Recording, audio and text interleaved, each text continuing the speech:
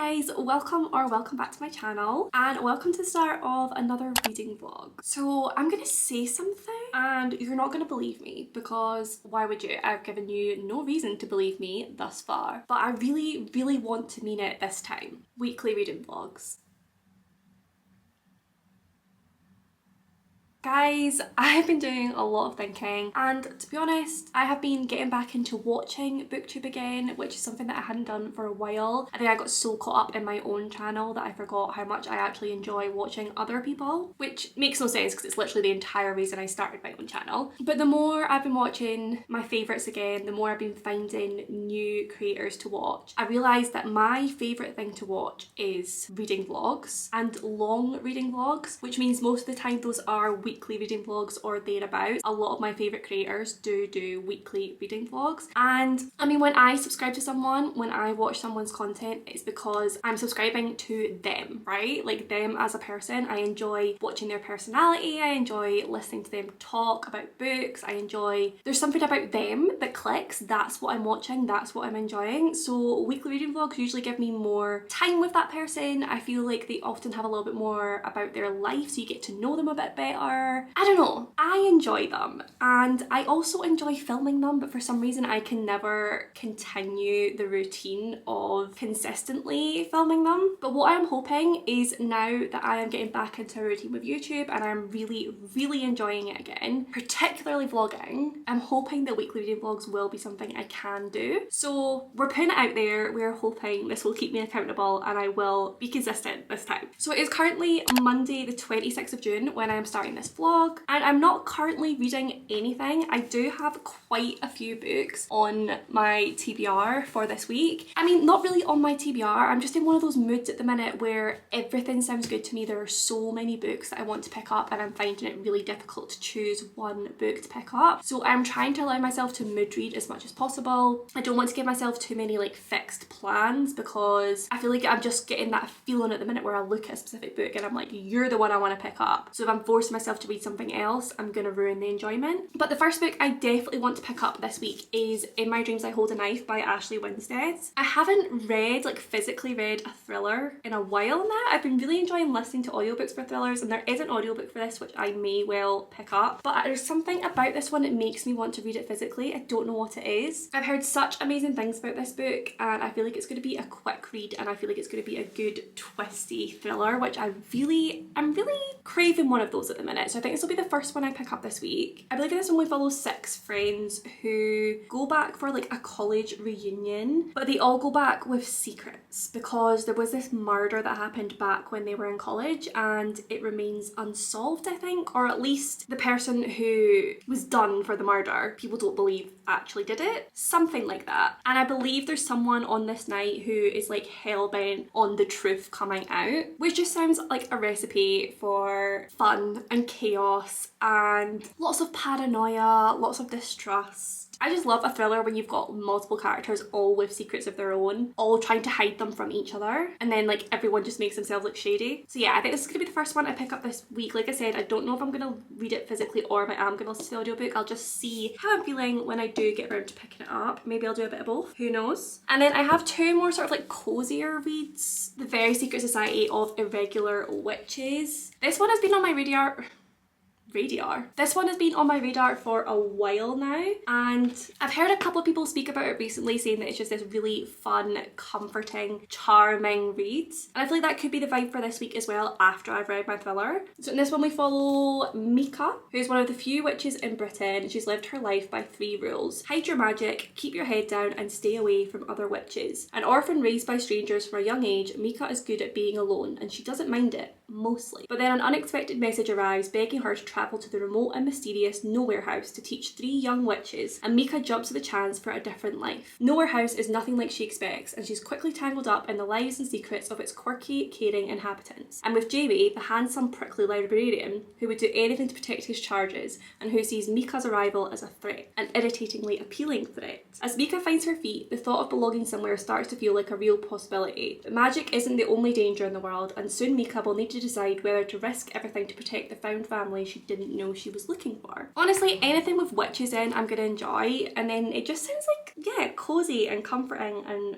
fun. So a possible vibe for this week. And finally I have The Dead Romantics by Ashley Poston. Again, I have heard such good things about this book. I feel like I've heard quite a few people saying it's like a new favourite. And this one we follow Florence, who is a ghostwriter, but after a bad breakup she no longer believes in love. And when her strict but undeniably hot new editor Benji Andor won't give her an extension on her book deadline, Florence prepares to kiss her career goodbye. But then when she heads home she sees a ghost at her front door. But it's not just any ghost, it is the stern form of her still very hot but now unquestionably dead new editor. And as sparks start to fly between them, Florence tells herself she can't be falling for a ghost, even an infuriatingly sexy one. But can Benji help Florence to realise love isn't dead after all? Again, this is like another fun read, like it's going to be a good rom-com, good vibes. I'm not entirely sure how I feel about her falling in love with a ghost at the moment, and I feel like that doesn't bode well for like a happy ending or like a good wrap up. But either way, I'm excited to pick it up. So those are the 3 books that at the moment I am considering reading this week. It could all change. Like I said, I am very like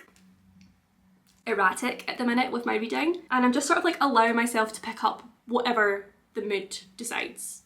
I may end up picking up something completely different. I may end up picking up some more manga. I've said this basically in every vlog recently, but I do really want to completely catch up with the Spy Family manga series, so I may pick up a volume or 2 of that. I also bought 2 volumes of Given when I went to London, and people have been screaming at me to read that one, so I may pick up a volume or 2 of that. Who knows? The world is our oatcake this week. Either way, I am definitely in a big reading mood. I feel like I could get a lot of reading done this week.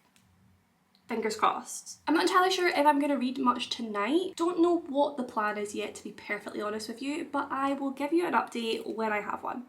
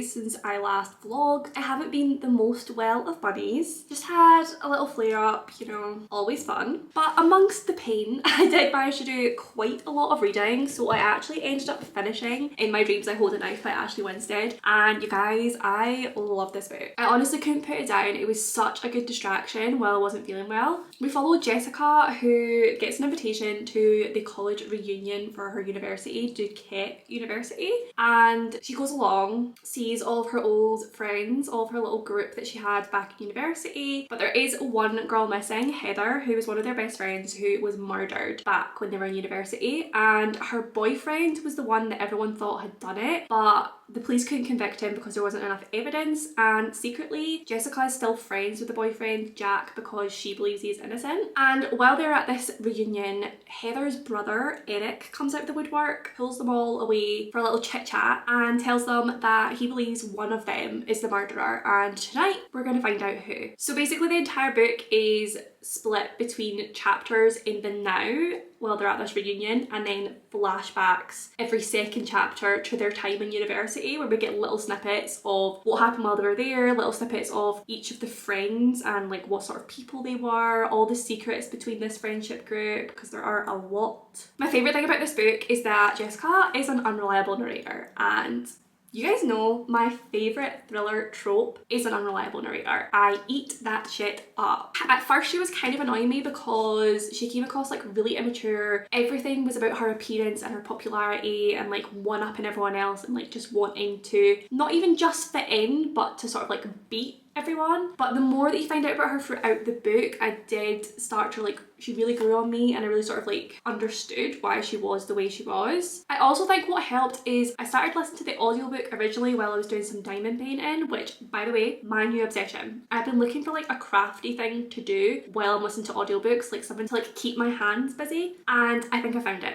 I am obsessed. So many diamond paintings to come. But anyway, I started listening to it that way, and I think I maybe didn't mesh well with the narrator. Like I felt like the narrator was making this a lot more immature, like it felt more YA. But then when I switched to the physical, it got like a lot more tense and I felt like the characters seemed more adult. That could just be a me thing, it could just be a timing thing, like when I switched over happened to be where it got darker. But I do think this was better physically than it was audio. The bitchiness in this is insane. Like the way they all talk about each other, the things they do to each other to like get ahead is, it gets very sinister, it's all very cliquey and elite, and honestly quite dark, the lengths these people will go to, and realistic as well. I think like the whole thing is just so corrupt. It's all about sororities and fraternities, so it's just very toxic. But the whole book was just so fast paced, like we just go from one revelation to the next. Like we'll be following one clue and Eric the brother will be like, I think it's you because of this, so we like follow the clues to like this person, they tell their story from like what happened back when they were in university, and then it switches and it's like, actually no, you seem guilty now, so let's go find you. And it's just like this constant shift, and like honestly I feel like I got whiplash, but like in a good way. I wasn't crazy about the very end. I like the end and how things were wrapped up. There's like a little very end bit, which there often is in thrillers. There's always like this last little, almost like the killer that comes back for like one last kill even though he's supposed to be dead. Like it's that sort of vibe. Wasn't crazy about that, but overall I really loved this book. I gave it 4 out of 5 stars. It wasn't quite a 5-star read, it didn't give me the 5-star feels, but I did love every second of my time with it, and I really want to read The Last Housewife now because I've heard amazing things about that one, and I definitely enjoyed Ashley Winstead's writing, so yeah, might be picking that one up soon. I then did start another book which, is anyone surprised, was not on my little TBR for this week, but I was watching one of Sarah Caroli's videos and she was talking about Abby Jimenez and how her books are just like super fun to read, super fast paced, like she flies through them and just has so much fun with them, and I was craving exactly that. So I remembered that Yours Truly by Abby Jimenez was in the monthly deal on Kindle this month for 99p, so I immediately went and bought it, and I started the first chapter. I am instantly obsessed. Like I instantly love the writing style, and I just feel like I'm gonna fly through this and have so much fun with it. I am aware that this is a companion novel and it is sort of technically the second in a series, so we're following the best friend from the first book, but I have also seen that it's not like critical that you read the first one, you just might get a little bit more from it because you might already know the characters a little bit. So I am aware of that before anyone comes at me. But yeah, I've literally read one chapter. We've started with Brianna, who is like a high up doctor of some sort in a hospital, and she believes that she's about to get promotion because the like boss is about to retire, but he then calls her into his office and says that there's this new guy, Jacob, that's just started, who no one likes at the moment, but Brianna was like totally backing him up and being like, it's his first day, like it's fine, even though she hasn't properly met him yet, but she was like making allowances for things that the nurses weren't too happy with. And then she goes into this meeting and he's like, oh yeah, I'm gonna give this Jacob guy like a few months to settle in, and then we're going to decide who gets the promotion. So obviously Brianna's not too happy about this and she's now decided she hates Jacob. That is all I've seen so far. I have seen that chapter 2 is from Jacob's perspective, so it is dual POV, which in my opinion, romances are always just like 100 times better when you get the dual POV. So I'm very excited about that. I'm assuming the book is just going to be about these two working together, both of them trying to prove themselves. I'm assuming enemies to lovers. I'm just really excited for the writing in this one. I feel like I am just going to speed through this book. Like it's going to be one of those ones that I just get sucked in. Before I know it, I've read half the book. And yeah, I'm just in the mood to have a lot of fun with my book. So super excited to be reading this. The plan for tonight is now to just read. It's like, I don't know, like 7:30? Yes, it is exactly 7:30. Wow. I've just finished filming my July TBR, but I'm not going to edit that tonight. I think I'm going to edit that on Saturday morning. So the plan for the rest of the night is literally just to read, and hopefully I can get through quite a big chunk of this book.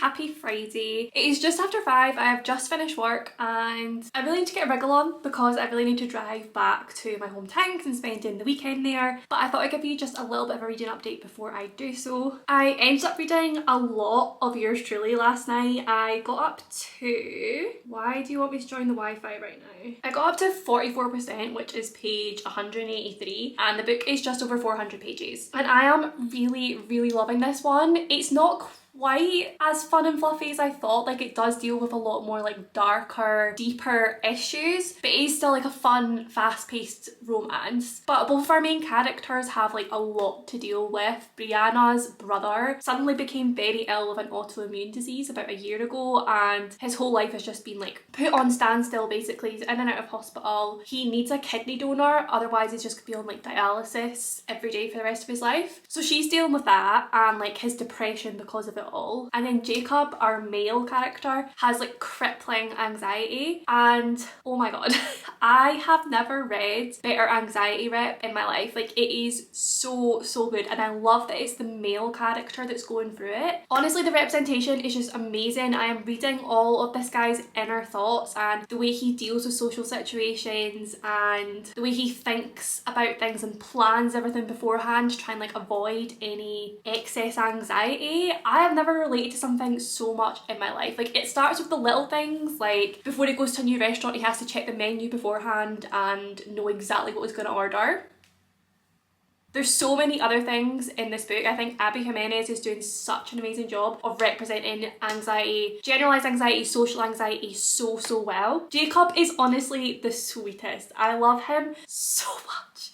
He wears novelty socks to like make his niece and nephew happy, and they'll tell him what they want on his socks and he will wear them for them. And then one of like the sweetest things we see right at the start that makes Brianna realise that he's actually a good guy is this girl comes into the ER and she's hurt, like she needs stitches, but she's crying because her doll got ripped. She's like, oh my god, like totally crying about her poor doll, and Jacob proceeds to sew up the doll so that the little girl will focus on that while one of the residents gives her stitches. It's just too cute! Basically from where we were beforehand when Brianna did not really like Jacob, she had a couple of run-ins with him and they were not on the best of terms. So Jacob then wrote Brianna a letter and stuck it to her locker to apologise and to explain why he had handled some of their like social situations recently badly, and to explain that it was his anxiety and his inner thoughts and why he acted the way he did. And then she realises then that she's been a complete asshole, and then to save him extra stress by confronting him and speaking to him directly, she then writes him a letter back And then they start communicating through like letters and notes that they leave on each other's lockers and computers around the hospital, and it's just the sweetest thing. We do also have fake dating in this, so it's not really enemies to lovers. Like obviously for like a chapter she didn't like him, but it was just because she didn't understand him. Also the letters, it's like the opposite of miscommunication, because he literally writes exactly how he's feeling and exactly why he has handled situations the way he has. I feel like that whole situation could have been like this massive thing that lasted the whole book, but all he had to do was write this letter and explain things, and it's gotten, like, love that. But now basically his ex-girlfriend is marrying his brother,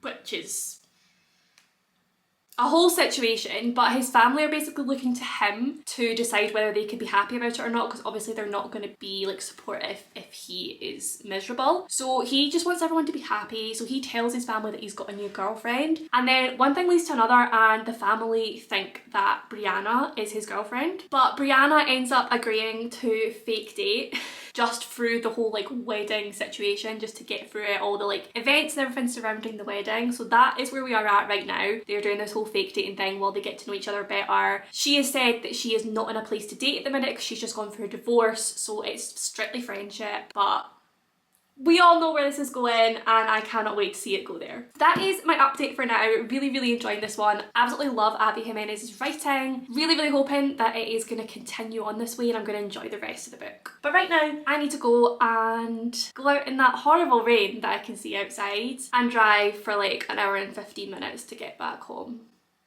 I hate driving in the rain.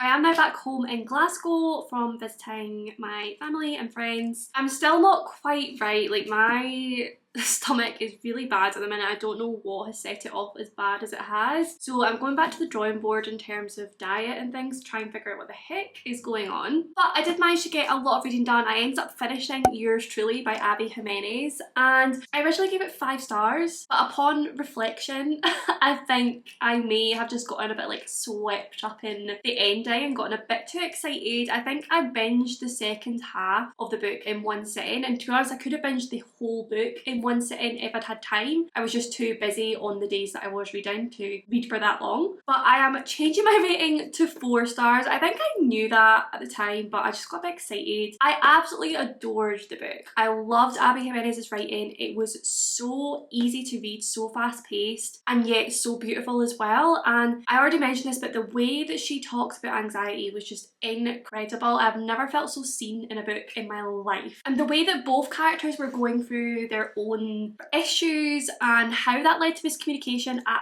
first was still like, it was completely realistic and understandable that they wouldn't communicate about what they did. The reason that this is not a 5-star is that it went on a little bit too long. The time periods in which they were not communicating about their feelings and therefore completely misunderstanding each other, it would have been fine if it was shorter, but it just went on that little bit too long so that it got frustrating, and I was just like, guys, talk to each other, come on. I honestly wanted to just shake them, and I couldn't do that, so I shook my Kindle instead. But the ending was freaking perfect. I absolutely love Jacob. He is definitely one of my new favourite book boyfriends. He is just the sweetest little cinnamon roll, also freaking hot, intelligent, funny, and I loved Brianna as well as a main character. I thought she was so much fun, such a strong, independent woman, and the mix of those two together, the chemistry was just amazing. So yeah, I definitely want to read more Abby Jimenez in the future. I think I could really enjoy her other books as well. I actually ended up picking up another book